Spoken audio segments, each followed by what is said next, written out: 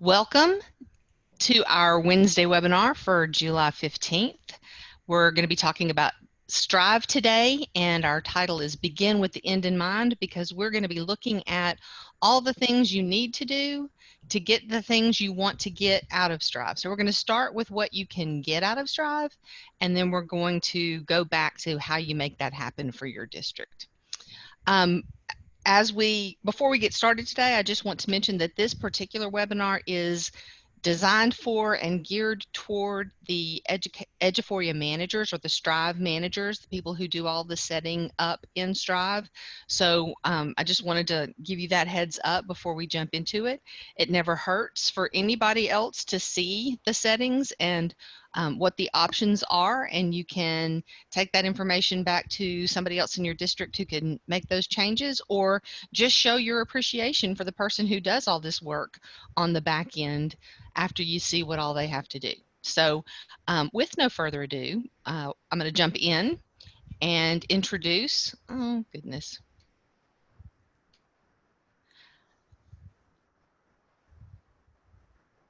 Everything all right? Yeah, it is now. It wouldn't let me advance for a minute. It kept bonking at me. So I would like to introduce us to you. I'm Paige Parker, one of the professional learning coaches here with Eduphoria, and with me is Joel Adkins, the digital learning coordinator, who wants to say hello. Hello. It's been a while since we did a webinar. Yes, we did one this morning at 10 o'clock, so some of you may have been with us then.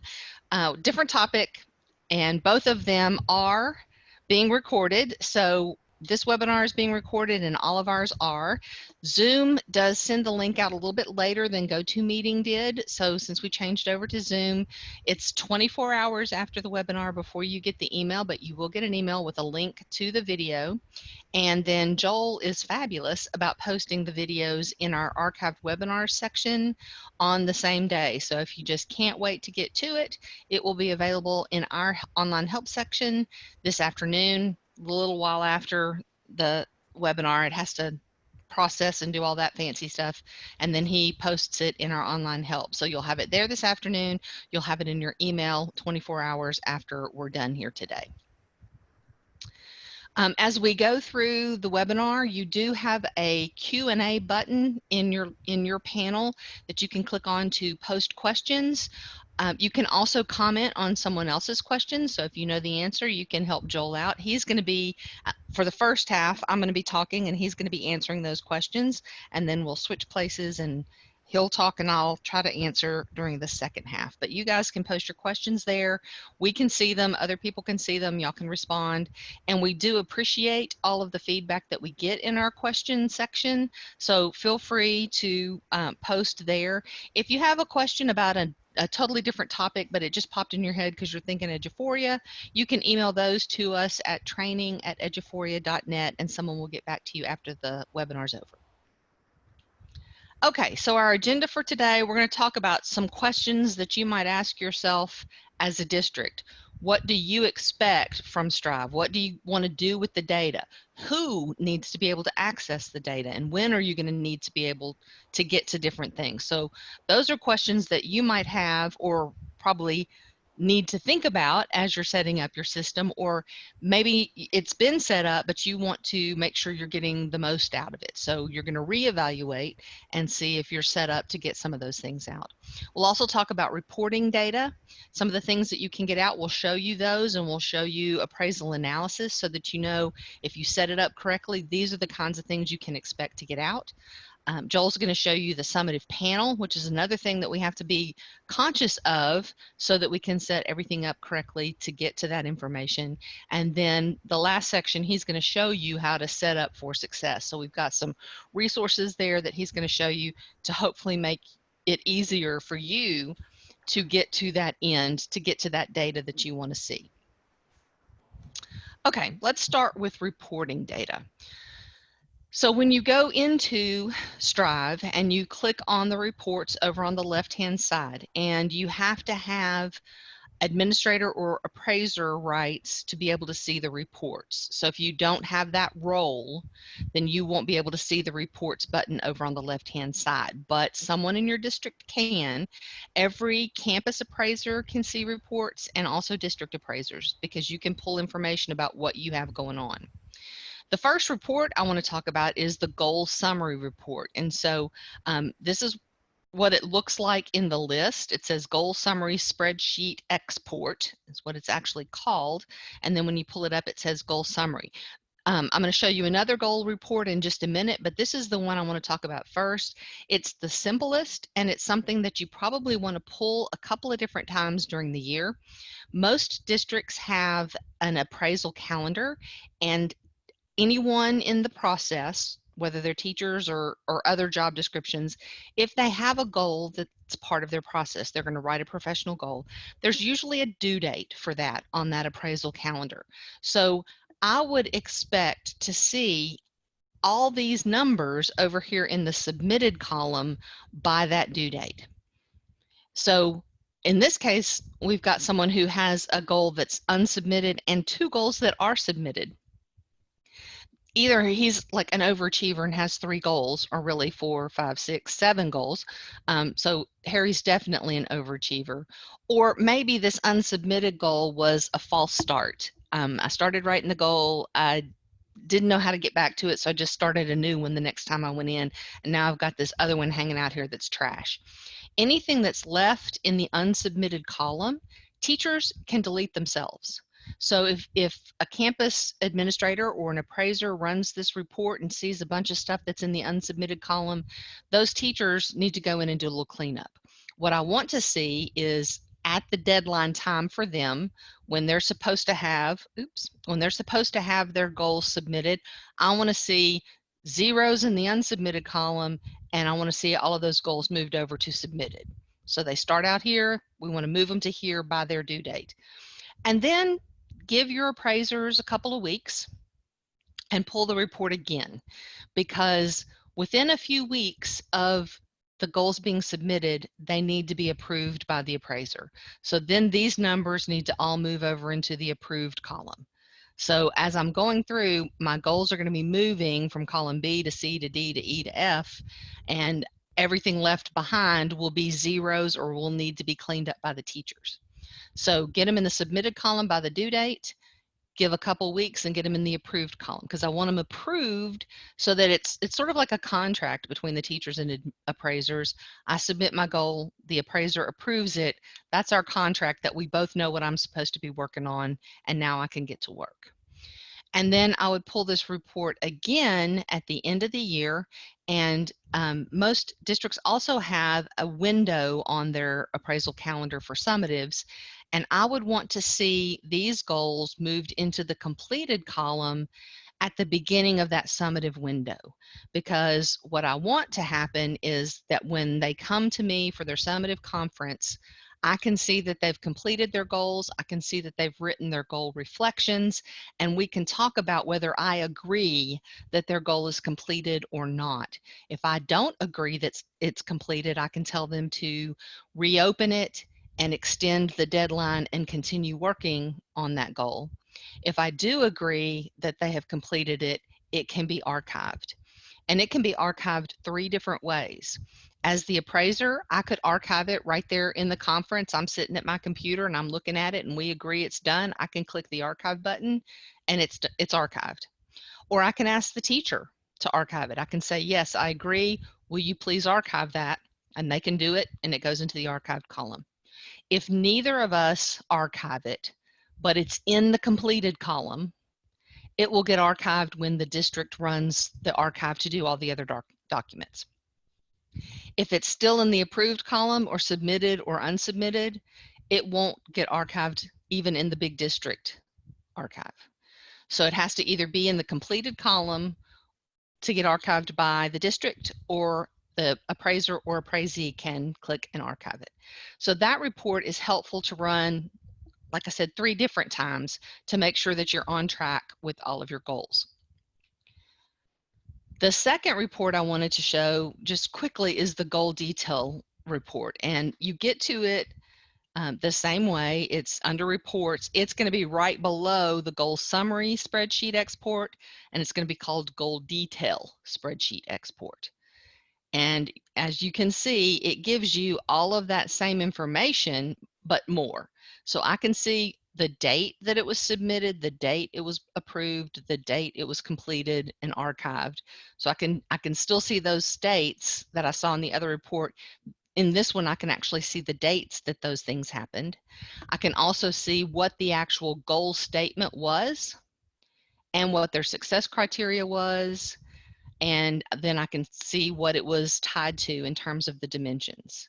So I can get a report of my entire campus or my entire appraisee group and all of their goals in one report if I need to see that. And sometimes that's helpful as you're starting to schedule your meetings with teachers and decide, who do I need to work with, or if I'm going to have a little after school session about one of the dimensions, let me look at everybody on my list who has a goal that's related to that dimension, and I'm going to get them all together so that I don't have to talk to everybody separately. So I could put together some small groups based on what I see in this report. The next report I wanted to show you is actual data from the appraisals. So you can go into the reports and choose the document analysis. This is one example. I'm going to go in and show another example. So I'm going to go into reports. Oops, didn't realize it was expanded. There we go. I'm going to go to appraisal reports. And I'm going to choose that top option, which is document analysis. And I'm going to go to my documents and find the summative. So I want to get some summative data here. I'm going to pick scroll down too far. No, I'm still in evaluations. I want to pick the new t-test summative with SLO. So I picked my summative document that I'm using, and then I can also go in and look at appraisal dates, like what dates do I want to look for. If I don't change anything, it's going to show me the current school year. I'm going to go back a little bit just to grab more data so my report is a little more robust, but normally you'd be looking at a date or maybe a 2-year range to see how things are looking. And then I'm going to go in and say I want to see this with percentages by group. And so it is going to generate a PDF document that is going to show me each one of the dimensions and the data that I have from my summative document on that dimension. There we go. Now, there are going to be some blanks here because we have questions that don't get numbers. So this doesn't have any percentages because where it says 1.1 is where they're going to write their evidence, and then the rubric 1.1 is where we're going to see the data. So I can see what the criteria was for that one, and then I can see how many people on my campus were, or in my group of appraisees, were accomplished in this area versus distinguished proficient. So I can see my numbers, and then I can see them as percentages, and then I can see them as percentages in a graphic display in this little pie chart over here. So then I would have, this represents where the evidence would go for this one, and then this is the numbers for 1.2. So I can get some numbers, and I can get some graphic representations of the data of how my teachers are doing on my campus by using that report. And that one is called Appraisal Analysis, and I'm sorry, Document Analysis. And then you have several choices when you go into Document Analysis, and I choose the one that says with percentages if you want to see the graphs. And then the last one that I wanted to show you is the evaluation status report. And this is a great report for several times during the year, but I think especially at the end of the year. And I would go into and choose the evaluation status report. And there are two different evaluation reports. One says evaluation status, and one says evaluation process. I want the status report. And then when I come into a report type, there are two different versions of it. I like the detailed by appraiser because it shows me the dates that things happened. It shows me everything on an individual line, and I can see all the pieces. If I do summary by school, it's just going to list one row for each teacher, and have they had a walkthrough. It's just going to, it's more like a yes no kind of report. Again, I'll pull my start dates, and then what I'm going to see here is, here's my appraiser. Here's the appraisee's name, and this appraisee got an observation and a summative, but no walkthroughs. No walkthroughs were ever done. So that's something that jumps out at me. The other thing that jumps out at me is that they were done on a specific date, but they were never made viewable to the teacher. They were not sent. So the teacher never got an opportunity to see those documents. They could complain about that if there was ever anything said about how they didn't do well on that evaluation. They never got to see those results. When I scroll down a little bit, I will see the next appraiser, who is a principal, and all the people that appraiser saw, they did 2 walkthroughs. So now when I look at it, I say, okay, this teacher did get walkthroughs, just not from this particular appraiser. I had multiple observations. This is my demo site, but if this was because I was having an issue, maybe that's why the second appraiser was brought in, because of issues that were going on. And then I have summatives as well. So again, I can see which ones did I get to see and when did I see them, which ones did I not ever get to see. And sometimes this might again have been a false start. The administrator came in on one day and set it up, but then something didn't work out, so he came back a different day and he never deleted that one out. Sometimes it just means you need to clean things up. But I do think it's important to look at this report before you run that archive and make sure that everything is in a state. Everything needs to be viewable before you run your archive. If it's not in that state, then you may have some things that don't get archived, and then you've got to go back and do some cleanup the following year. Okay, so that's reports. Joel, are there any questions about reports that we need to talk about before we move on? I don't see any right now. Okay. If any pop up, I'll let you know. Okay, thank you. So in addition to reporting, you can get a lot of information from using the Appraisal Analysis tool. And I'm going to jump over here and show you what that looks like live. So I'm going to go still to the reports button, but instead of going to reports, I'm going to go to Appraisal Analysis. And it opens up this generator that you can create whatever information you want. So I'm going to come over here and say, from the framework, I want to choose t-tests. You could also run these kinds of reports on your administrators using the t-PES framework, but I'm choosing t-tests. I have to choose at least one standard. So I'm going to say I'm looking only at achieving expectations for this particular report. If I wanted to, I could say I want the entire instruction domain, and I would get all of those dimensions, or I could say I want everything. But in this type of display, it's often best used for those, I just need to know this one thing, and I need to drill down with all these filters that I have here to figure out exactly what I need to know. So I'm just going to pick one dimension. I'm going to go and say that my focus is, I want to know about professional goals, I want to know about professional development, and I want to know about observations. So I'm going to select 3 different areas related to this one dimension. And then I can go in and set my dates. So I'm going to say let's come up here. Well, it doesn't let me do that anymore. So let me go back to June of, well, really I need to go back. It doesn't matter. I'm going to say June of 2019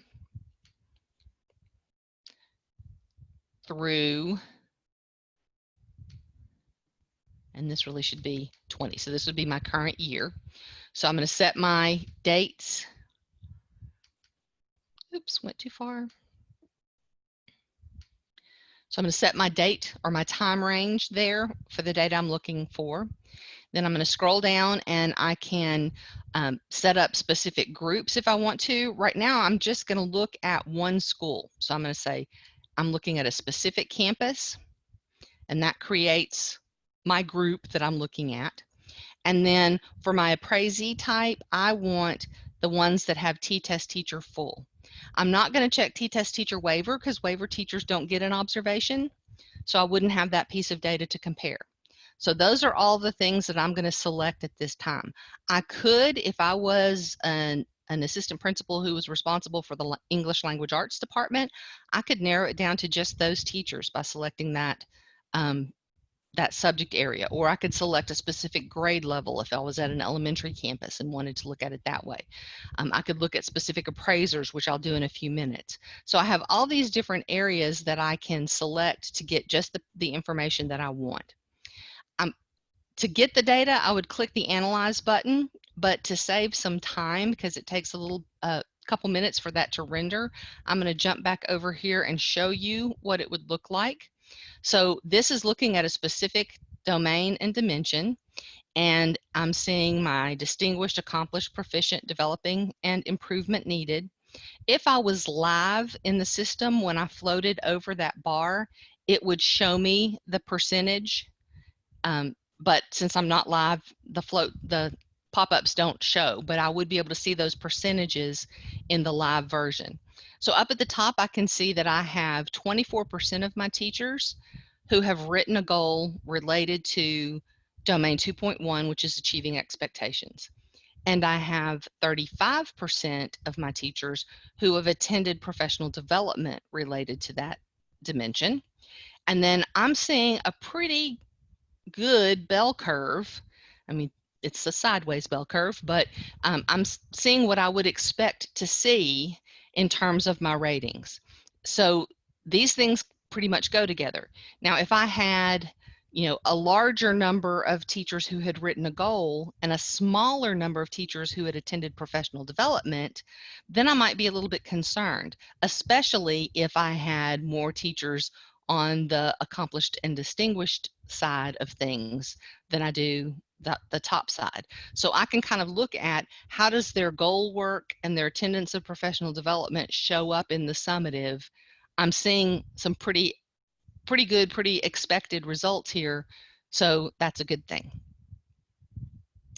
In addition to looking at a specific domain or dimension, I can also compare different documents in the process to see if I'm getting the kind of information that I want to get.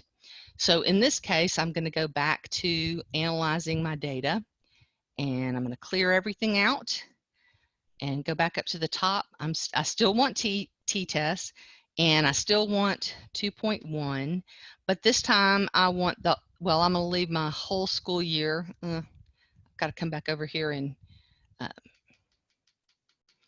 go back to June of 2019. All right. So I'm just going to leave it like that. And then I'm going to come down to I do want to set my documents. And this time, before I was looking at goals and professional development and what that showed in terms of results on my observation. This time I want to look at walkthroughs and observations. Am I seeing the same kinds of results when I do those shorter informal walkthroughs that I see when I do a longer formal walkthrough, or is there a difference there and why? So I'm going to look at those two documents side by side. And then I would come down to my school. Again, I'm looking just at Blue High School, and I'm looking at T-test teachers full. Those settings are the same as last time. There we go. And then I'm going to hit my Analyze button. Again, because it takes a little time, I'm just going to jump back over here and show you. Now, these two documents look different, or the displays look different. On the left, what we're seeing is the results from the walkthroughs, and on the right, we're seeing the results from the observation. When you run the appraisal analysis, it'll actually be that the walkthroughs will be at the top and the observation data at the bottom. But to get them on a slide, I had to put them side by side. So I'll show you how these can be compared. When I set, and I don't know if I can do this, can I zoom in? I don't know that I can zoom in on a slide. Is it getting any bigger at all? No. No, it doesn't get bigger. Yeah, okay, sorry, I did try on that. So When I set up my walkthrough documents, all of the choices that they had are look-fors for that particular area. So everything that has a 5 beside it, that's one of the look-fors if they are distinguished. Everything that has a 4 beside it is a look-for if they are accomplished. Everything that has a 3 is a look-for proficient. So if I want to compare these two, I can say, here's my distinguished, which is probably around 5%. And then I'm going to look over here at all of my 5s and add them up. So I've got 2, 4, 6 out of 129. Somebody do the math on that. It's probably close to 5%. So I can compare, I can add all of these numbers up and compare them to this number from my observation. And then I would come over here and look at all my 4s, and I would add all these numbers up. That would be everybody who was accomplished, essentially, because those are the look-fors in terms of accomplishment.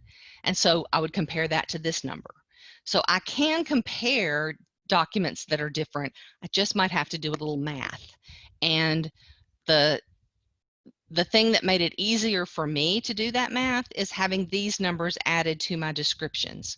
The descriptions are outlined, you know, these are all the distinguished descriptions, but I put that number there so that I know where 5 ends and 4 begins. That just helps me to do the math on this report.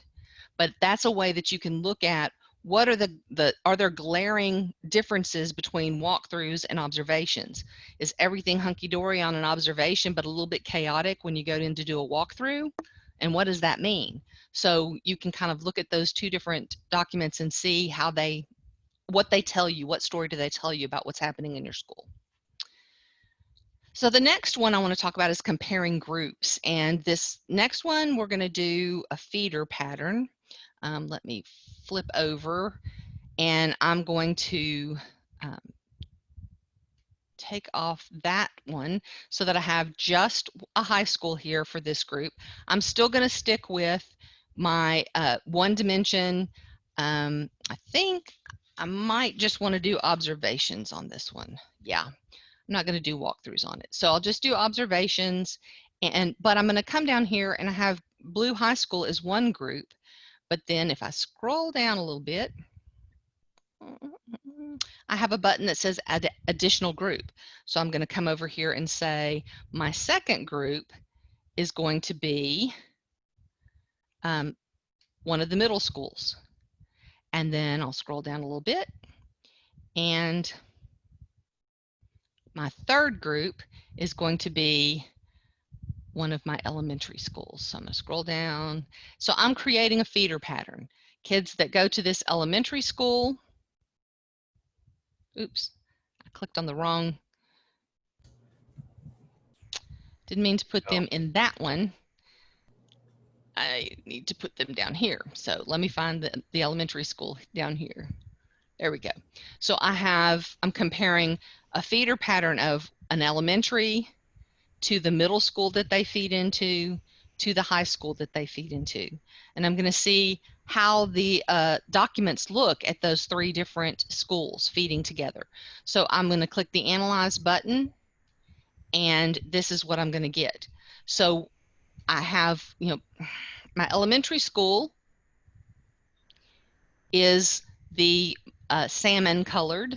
My middle school is the gold, and my high school is the maroon color here.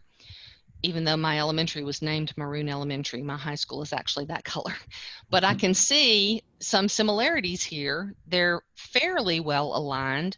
In all 3 campuses, I have the majority of my people at proficient, and they're pretty equal in that area. Where there's a little bit of difference is here at the accomplished versus developing, or distinguished versus improvement needed, but they're pretty well aligned, these particular campuses. So I might want to do that with multiple feeder patterns and see if that's the case everywhere, and it may or may not be. But that's going to give you a lot of information about how your process is going. And then the last one that I want to talk about is comparing appraisers.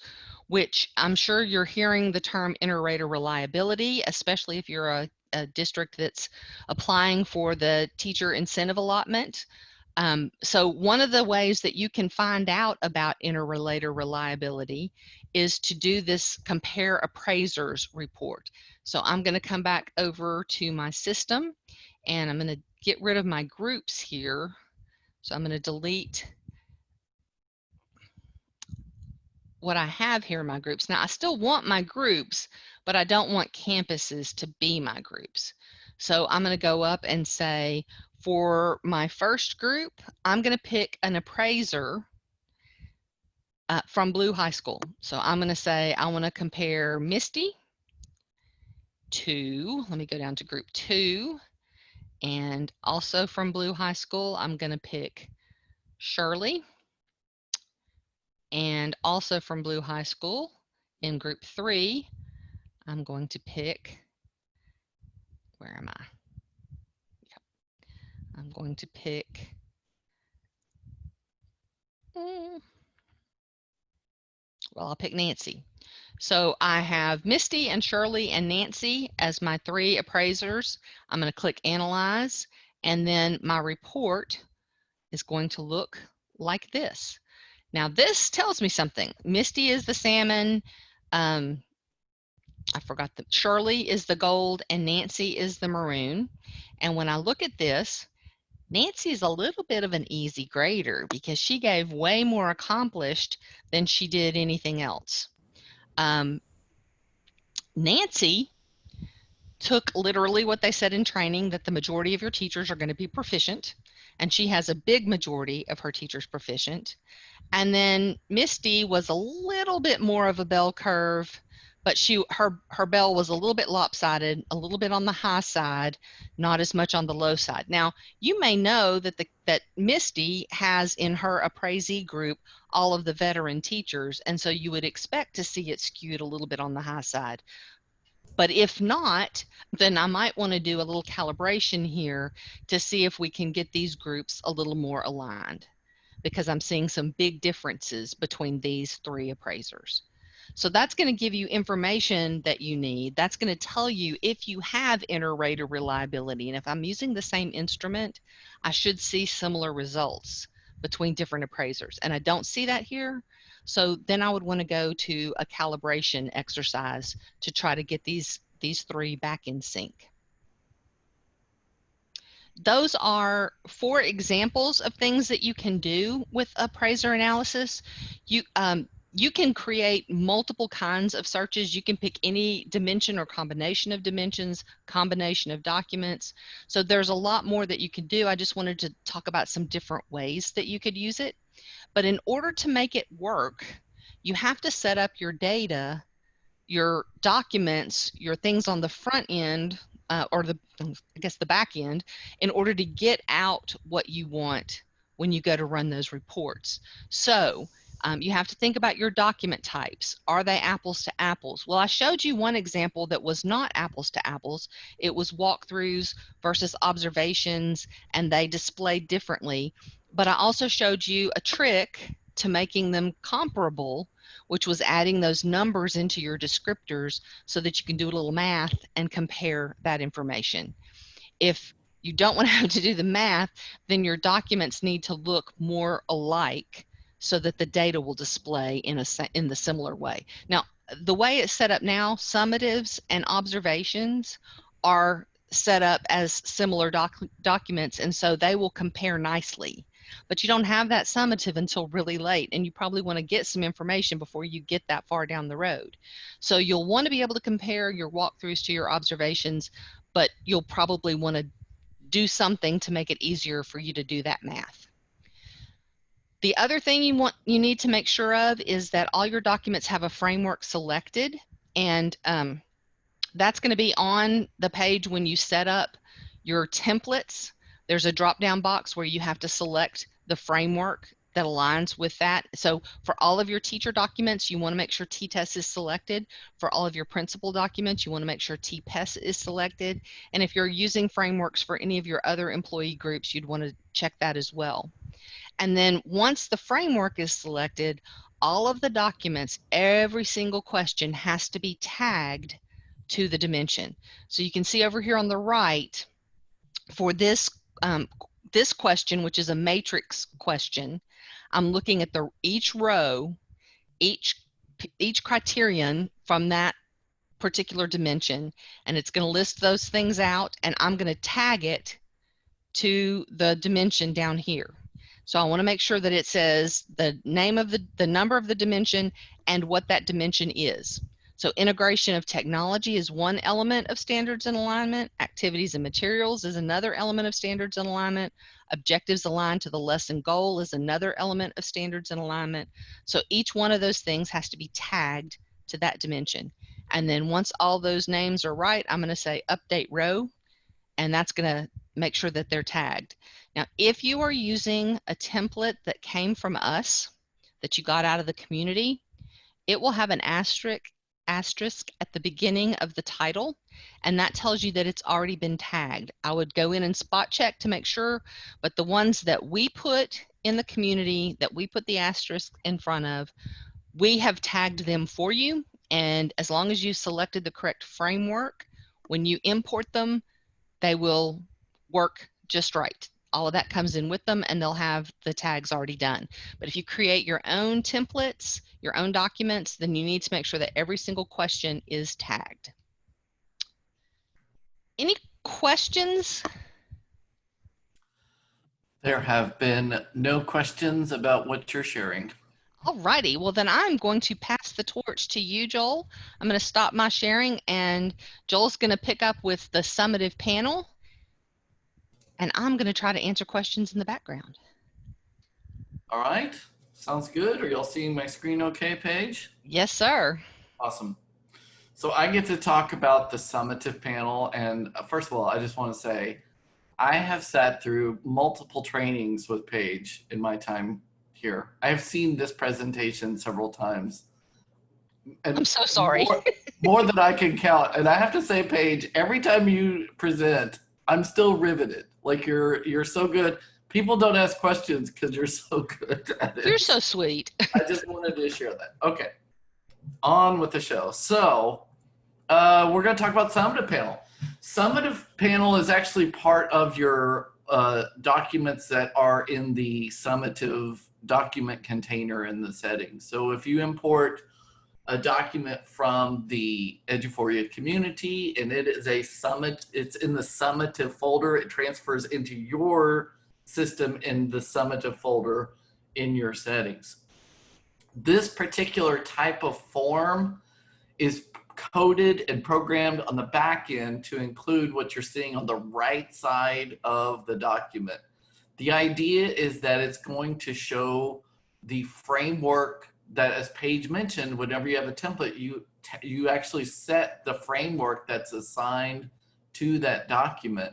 And especially for the summative, because what it does is on the right side, it puts that framework there. And whoever is completing the document for the staff member, they can see the framework, but they can also select specific dimensions or the entire domain to view additional information. And the whole concept of this, and the reason that it is called a summative document, is because it's supposed to have a summary of all of the information in one place to inform the content that's going to be on that end of year conversation form. So in the case of what's tracked in Strive, you have goals, you have the, like Paige was showing, you have check boxes inside of a template, you have comment boxes, you have scoring, but instead of listing all those separate documents out, what we did is we have it designed by specific dimensions. So as you're going down the form, if I clicked on 2.3 communication, it would show me if the person has said, I'm going to work on communication, and they tag that as their goal, plus any walkthroughs, any observations, anything done throughout the year that's tied to the evaluation process, and if they attended any professional development also tagged to the same dimension. So it's just instead of it having to go hunt and find, you can click by dimension as you're filling out by dimension how the person has shown growth in that area over time. So summative panel is important because it provides those things for them. So here's an example, opening up one of the dimensions. It's going to show if goals was tagged. So, you know, it's a short goal, increase parent communication, but that was a professional goal that was developed by the person who is being evaluated. And then it's showing me the documents. So the first one here is showing me this is t-test walkthrough, domain 2 instruction. So the document was only on domain 2. There were 2 walkthrough documents, and here's the comments that were made on those 2 documents. And if you don't believe it, you can always click it. It's going to show you the dates of those documents on a pop-up, and then you can click on it and view the actual document. Then it's going to go down to a different document. Here's the observation. And for specifically on 2.3, this is how they were scored on that particular type of form. And then it's also showing down here, they attended a professional development that was called Cool Tools for Communication, and they got 2 credits for that. And they actually earned the credit. On some of them, it'll show they registered, but did not earn credit because maybe they didn't complete that actual training. So it gives you information all in one place so that if I'm the appraiser and I'm down here filling out 2.3, I can see everything that's been going on for the year to inform that conversation. It's not a copy of a walkthrough where I was in the room for 10 minutes. It's not just the observation where I was in the room for 45 minutes. I can look at the whole year by dimension, and in that summative document provide like an executive summary of what happened and help that teacher grow. Joel, I just wanted to mention, you said that they could click on the walkthrough in that panel to see the whole thing. Correct. I wanted to mention that they can also click on the goal and see the whole goal and the evidence collected for that goal, which gives them a ton of information about what that teacher's been doing all year. Correct. Thank you. And this is just a closer view of it just to show you. So again, when you click on goals, it's going to show you the information there.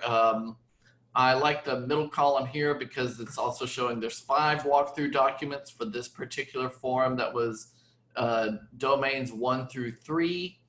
And it's the form, you may have seen it before, where it's for a walkthrough, it's 2 columns, whether it was observed or not observed. So it's showing me by the dimension those specific items, descriptors for that dimension, and whether it was observed or not observed in those walkthroughs. So there were 5 walkthroughs that were done, and sometimes it was observed, and other times it was just not observed.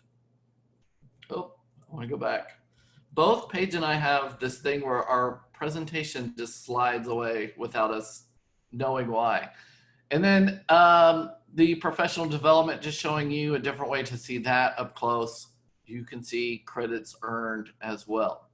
And really, the idea of the framework as the tether, the backbone for the whole evaluation system is there, because the 4 things that can be tracked in evaluation and tagged to the specific dimensions are, if you're using professional goals in your setup, so that your teachers and staff, your principals, any type of person who is appraised, they can create a goal and tag it to their specific dimensions and domains set up in their framework.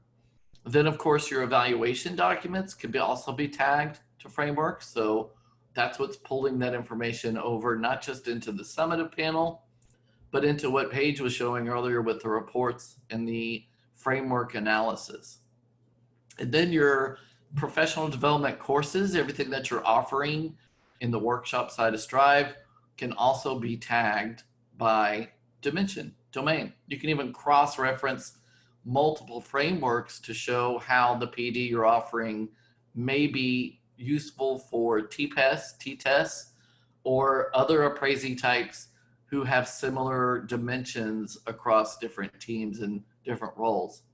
And then the last part is evidence and artifacts. So if I'm a teacher or staff member and I'm adding to my goals, or I'm uploading evidence and attaching to my evaluation process, all of these things can be tagged by dimension and domain and also reported on as well. So framework is very important because it just is what is, I call it the backbone across all of these different parts of the application: goal setting, evaluation, PD, and tracking growth. And we have a really cool tool that came out, gosh, it feels like now it's been a while, but it's the ability to copy a summative document from the observation. And this is important because for the summative to work, and I'm actually going to get out of there and get into the live view. If I go in to my Strive settings, and I know it's hard to see that, so I'm going to zoom in quite a bit here. When I have an evaluation template and it's the summative, let me just pick one here just to show what it would look like. And Paige, let me know, is the pop-up showing? Sometimes it doesn't show on stuff. Yes, sir, it is. Thank you. So here's the document is called the new t-test summative, and it's without SLO. And I can look at it and see that this template, it breaks out all the dimensions. So it's got the dimension, it's got the descriptor, and then it's got a comment box. And then it has where it's scored. Then it goes down to the next dimension. It's got the descriptor, comment box, and then it breaks out into a score, right? So it's going to be pretty much the same all the way down. There's even another part where we have comments overall for this whole thing. So it's going to be pretty much the same. Descriptor, comment box, score. Okay. I'm going to close that one. And that's a summative document. Now, if I go to observation, and let's say I'm using an observation form, I'm just going to see if this looks like it. I don't think it will. That has the, see how it's not the same. It doesn't have it broken out. It's now got each dimension is grouped together, and then there's a comment box. So the problem would be, how do I link the data between those two forms to where it matches so that the scores and the comments can go into the summative automatically? And the answer is, the best way for that to work is that your observation form and your summative document need to look the same. They have to be the same form, basically. And instead of recreating a form, what you can do is, when you are creating a new template, you have the ability inside of the Strive wizard to copy an existing template, and then you can create a new summative document that would actually pull from your observation documents that you already have created and turn that one into the summative document. And that would be able to, it would make it so that your observation document and your summative document look and function the same. And then what this does is it allows you to use the ability for your appraisers, when they are creating a summative for the first time, when they create the summative, they have an option to copy the observation data into the summative. And I want to say this. So that was a feature that was available in PDOS back when Texas districts used PDOS for the evaluation process. And the PDOS process allowed for the observation information to go into the end of year conference. The whole concept of the summative conference that was established through the growth mindset model, not just t-test, but growth mindset model of evaluation, involves using multiple data points to create the summative evaluation. So that's why the forms are set to where, as we showed, it pulls in your goals, your evaluation documents, all of them, walkthroughs, observations, everything, and your PD information into that summative panel to inform the conversation for the entire year.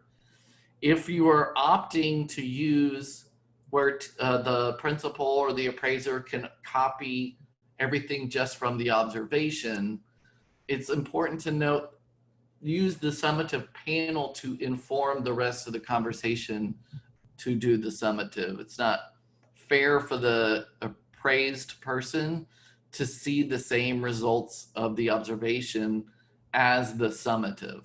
It doesn't show growth. It doesn't show, we looked at your goal setting and your PD and how these are working together. And like Paige was saying earlier about TIA, a lot of the TIA, the teacher incentive allotment process of evaluation, is explaining your process for using an evaluation system that promotes growth. So I'll get off my soapbox on that one, unless Paige wants to add anything more to that. No, you did the speech really well. Okay, thank you. But it is available there. So if you are having a construction issue with getting data to go correctly between the forms, my easiest suggestion would be select the observation document that you want to use for the school year and use it as the form that you're going to create the summative document from. And that way you can have that ability to connect those two together. Questions on that, Paige? No, we are good. Thank you. Okay. And I'm going backwards. There we go. So let's talk about how to set things up for success. The good news is we've put in some work behind the scenes for you. We have this document. It's in our help section called the Strive Preparation Checklist. And it's step-by-step. Let me go back to my present view. And it's got step-by-step. The main thing that we have been saying for years, and I'm glad for the teacher incentive allotment because of this, it's important that your district have a meeting where all of the decision makers who are needing to be involved in the growth of your staff are involved. And that might be HR, it may be a PD person. You might be in a district where you are HR and the PD person and the tech director, so you get to have this meeting. But you may want to also include your principals, the people who are actually filling out these forms, to make sure that everything is going okay. It's like a check-in moment. Like, have a meeting, get everyone together. Let's talk about the process. Is everything going okay? Are the documents easy to use?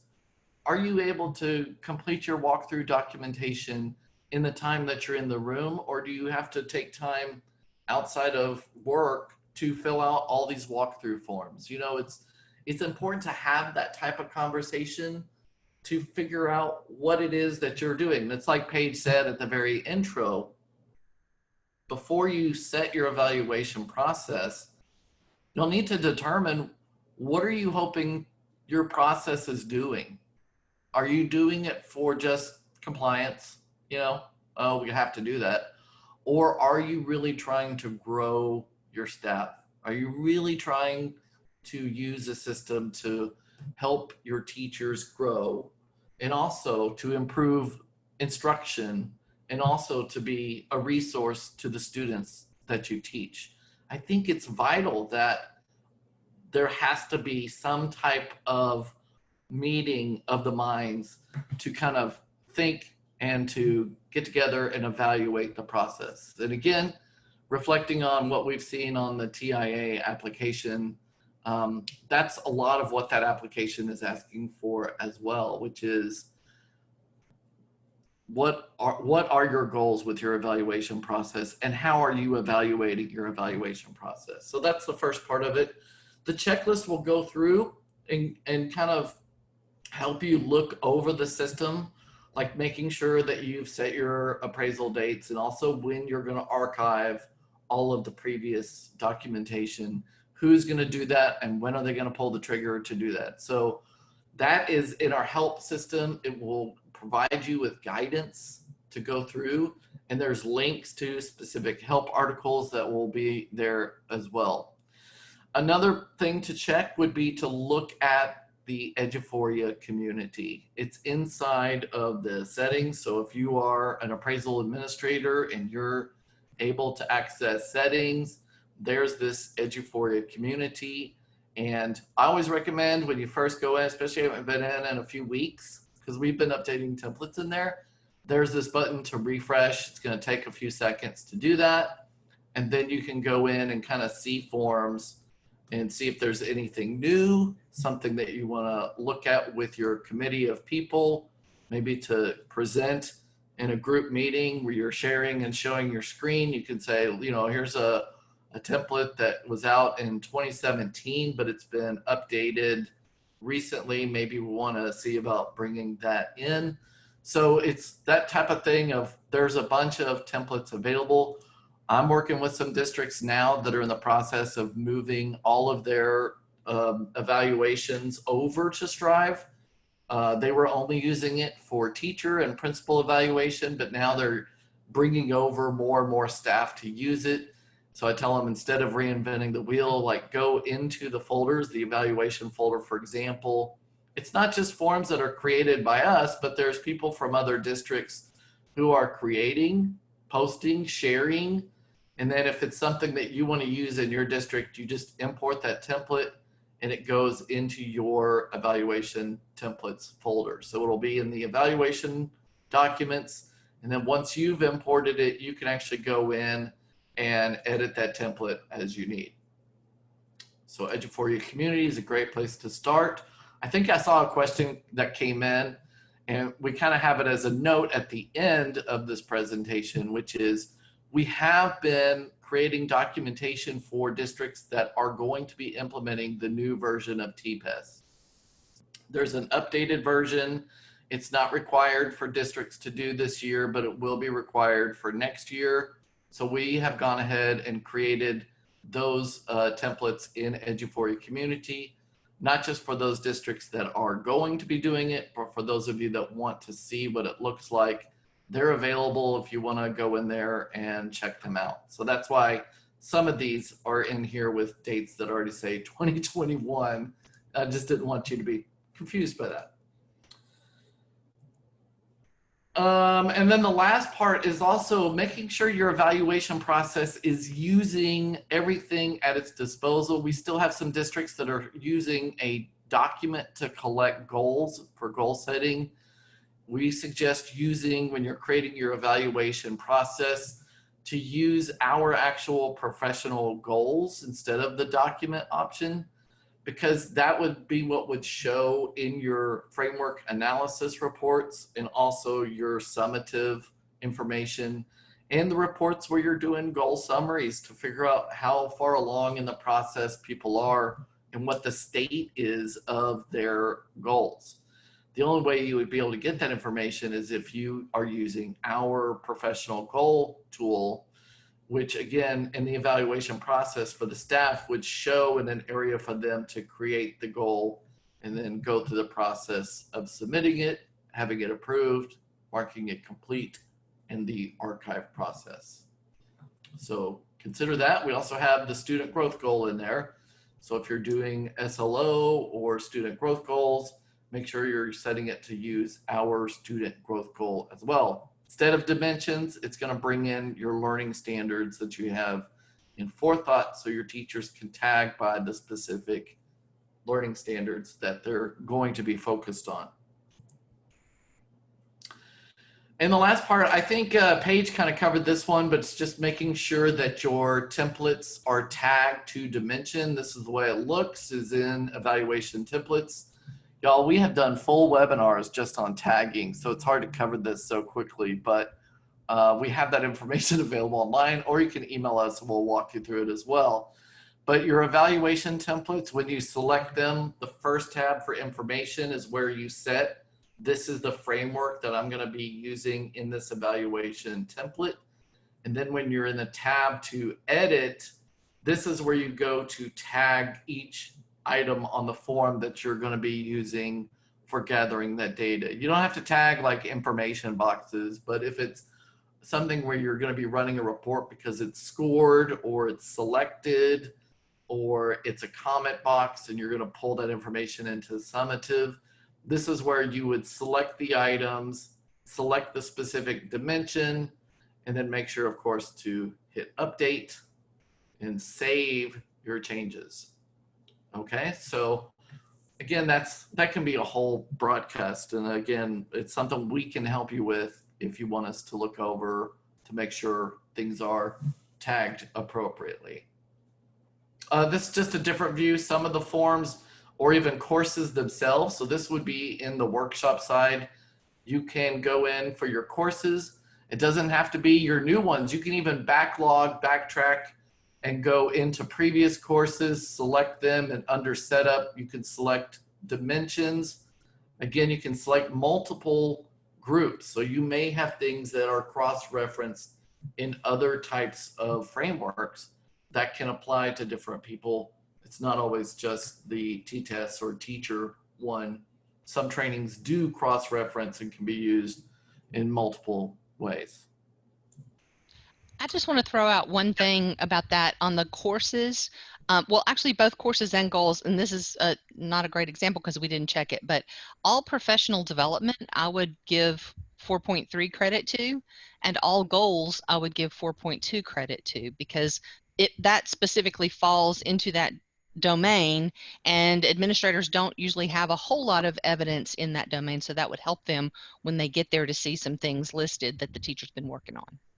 True.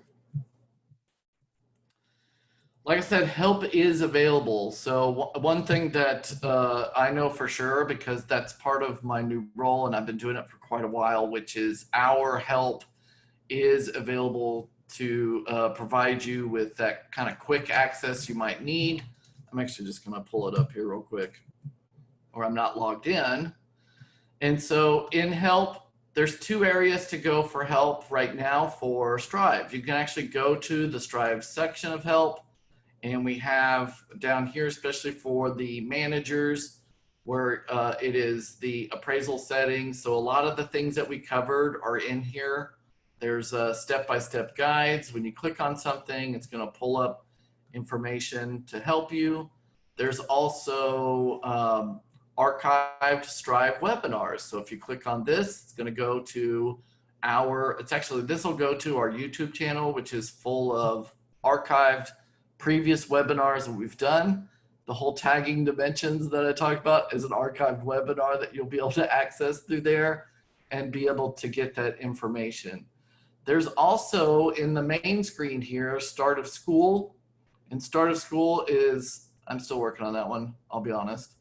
It's broken out for your teacher, the tasks that they would need to do at the start of school, your principals, but then it's also broken out by the people who are managing specific areas. So for Strive, appraisal administrators, I broke out the help to be separated. Here's the things that need to be done for the evaluation side of Strive, for goal setting, and there's some repetition in there, and then on the PD side. So all of these link to the articles over there. If you just need a quick, where do I start kind of area, this is a good place to go.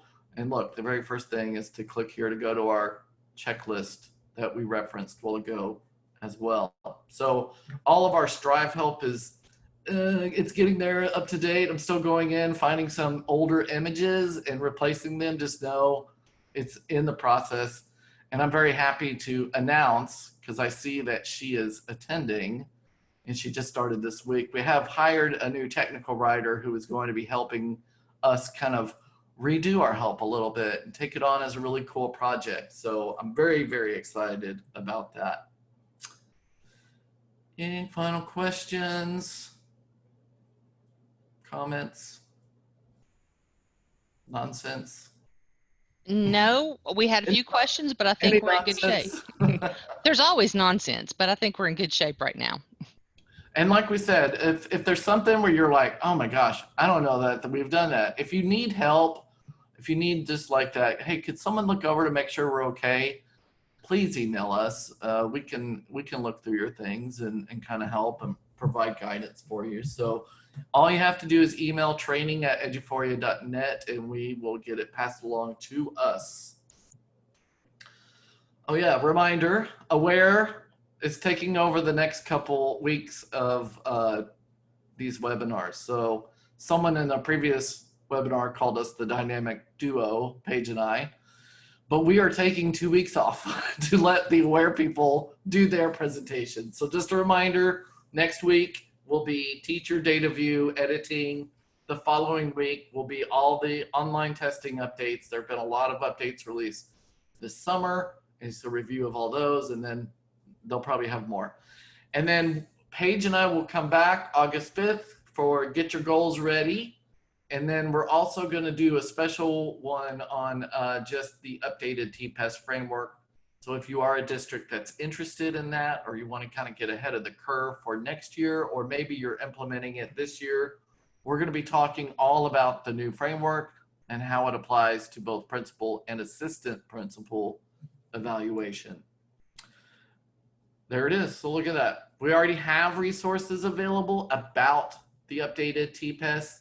Again, it is not required until next school year, but if you want to get started, we already have things. You can also search in our help for, I think we call it TPES 2 or updated TPES. Either one will take you to our help article on that.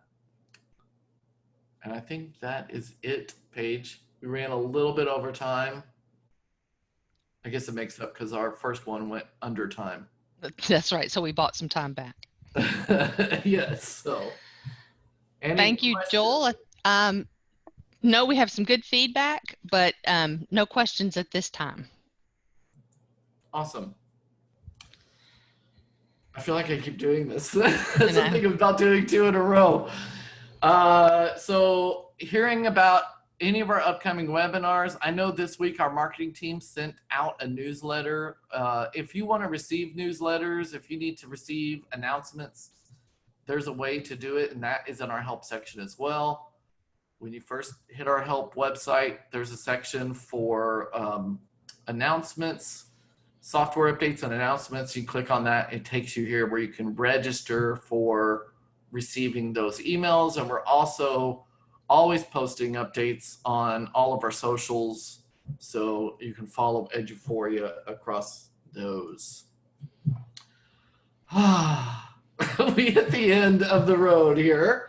Thank you all for joining us. I know that it's starting to get really busy again, or maybe for a lot of you, it never stopped. I always appreciate when y'all take the time to join us and give us feedback. So thank you, and we hope you enjoy the rest of your week. Bye-bye. Bye, Paige. Bye, Joel.